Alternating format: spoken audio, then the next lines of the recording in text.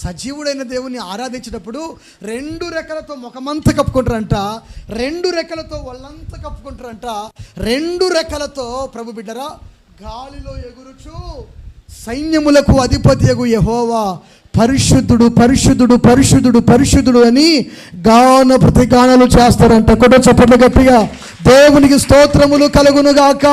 నీవు దేవుని సన్నిధిలో దేవుని ఆరాధించడానికి నీ ఇష్టానుసారంగా దేవుని ఆరాధిస్తే అది ఆయనకు మహిమ కలగదు. ఆయన ఆరాధించేవారు ఆత్మతోనూ సత్యముతోనూ దేవుని ఆరాధించాలని దేవుని వాక్యం సెలవిస్తుంది. సజీవుడైన దేవుని నీ ఇష్టానుసారంగా నీవు ఆరాధించావంటే అమ్మాయి మృతులలో వెతుకుతున్నావు, నీవు దేవుణ్ణి సజీవునిగా వెతకట్లేదు. నీ దేవుడు ఎవరంటే సజీవుడైన దేవుడు. నీ దేవుడు ఎవరంటే నీ పక్షమున ఉన్నవాడు. దేవుని స్తోత్రములు కలుగునుగాక. నీ పక్షమున ఉన్నవాడు లోకములో ఉన్న వారందరికంటే గొప్పవాడు గనుక